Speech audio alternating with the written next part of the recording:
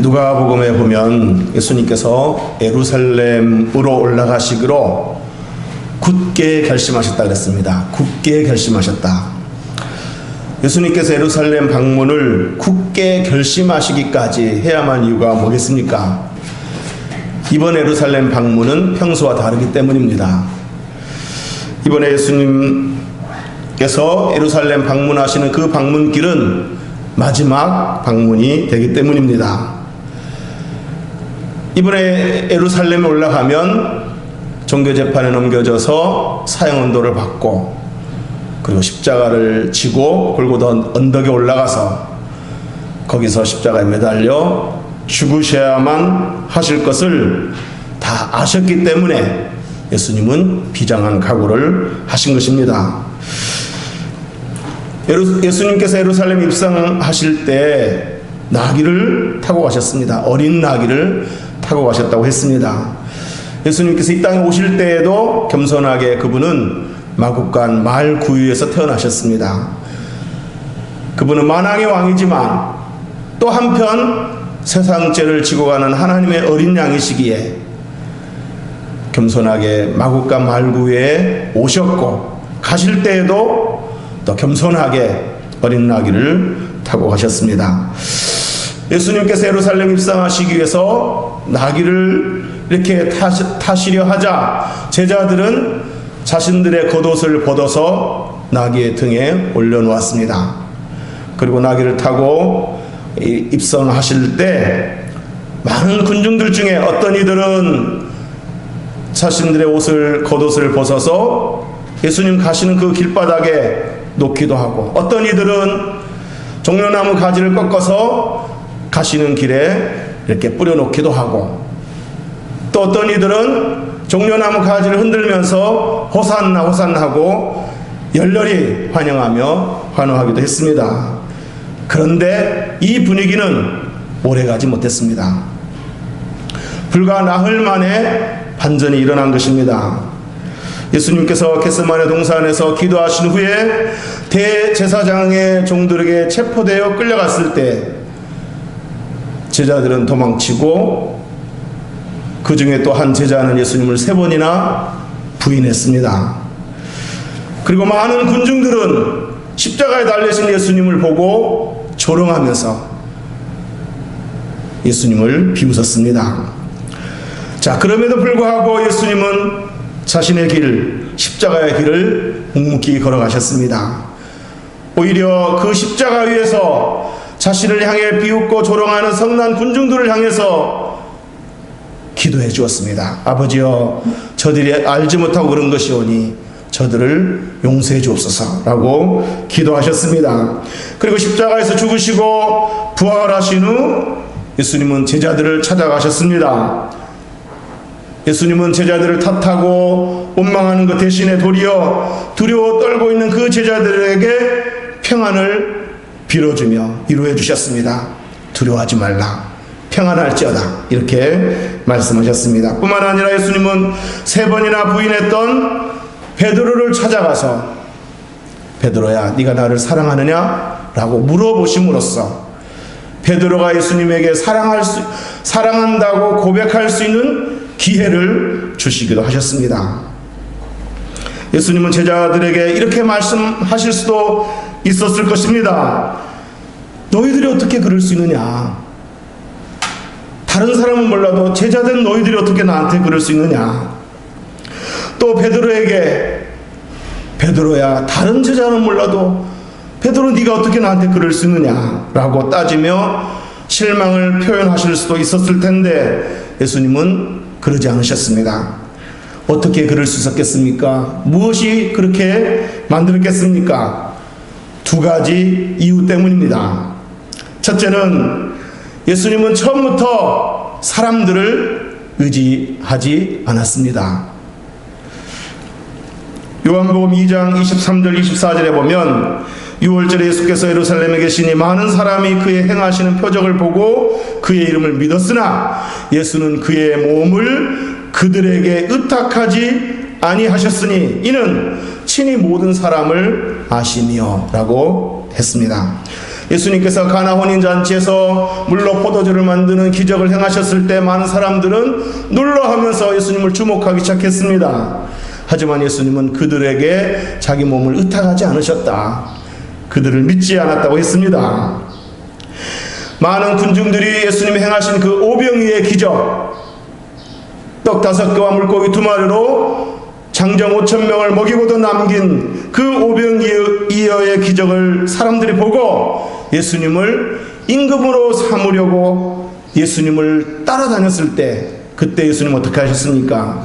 요한복음 6장 15절에 보면 그러므로 예수께서 그들이 와서 자기를 억지로 붙들어 임금으로 삼으려는 줄을 아시고 다시 혼자 산으로 떠나가시니라. 예수님은 그들이 임금 되기를, 그 군중들의 임금 되기를 원치 않으셨던 것입니다. 왜 그러셨겠습니까? 예수님은 사람들이 어떤 존재인지를 아셨기 때문입니다. 그들은 생명의 떡에는 관심이 없고 육신의 떡에만 관심이 있었다는 것을 다 아셨기 때문입니다.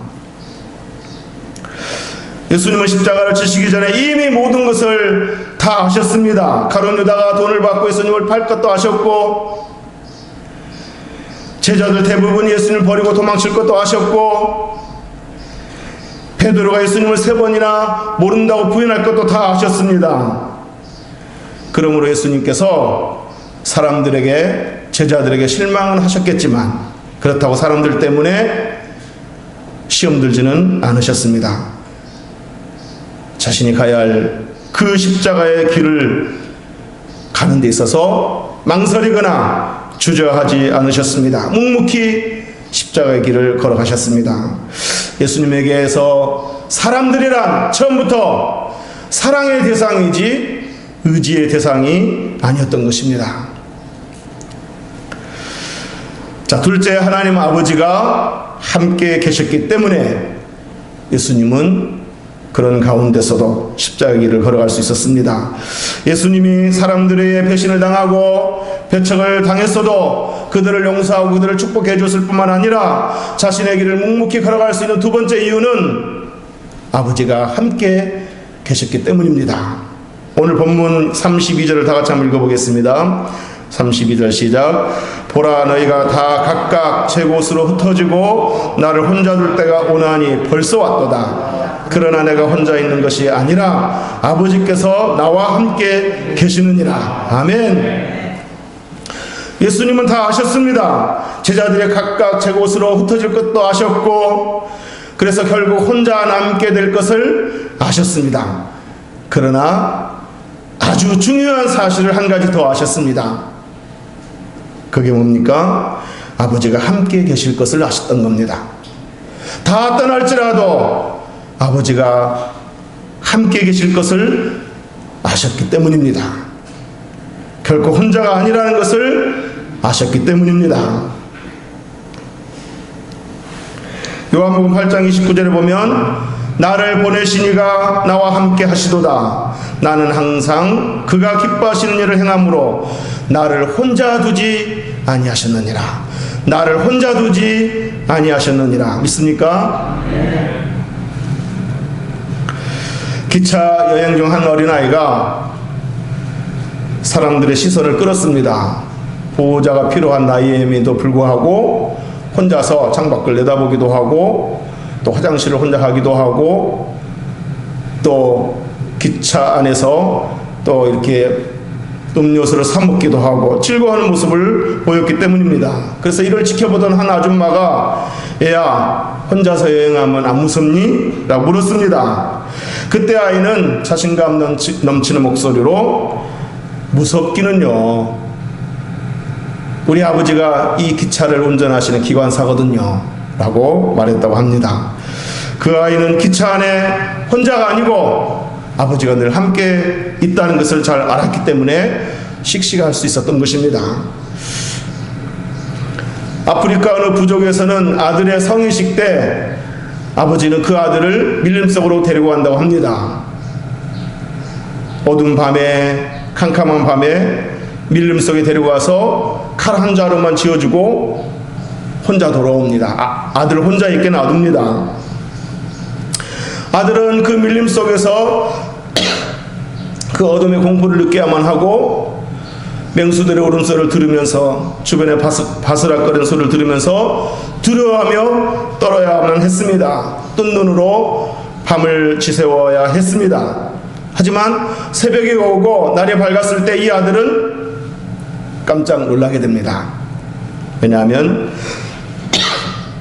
얼마 떨어지지 않는 곳에서 아버지가 완전 무장을 하고 아들을 지켜보고 있었다는 사실을 알았기 때문입니다.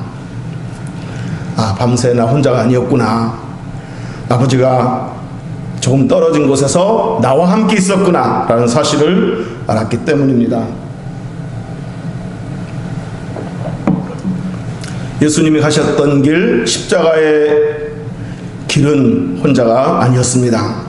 제자들도 모두 흩어지고 군중들은 야유하며 조롱했지만 그가 묵묵히 십자가의 길, 죽음의 길을 걸어갈 수 있었던 것은 하나님 아버지가 함께 하심을 믿었기 때문입니다.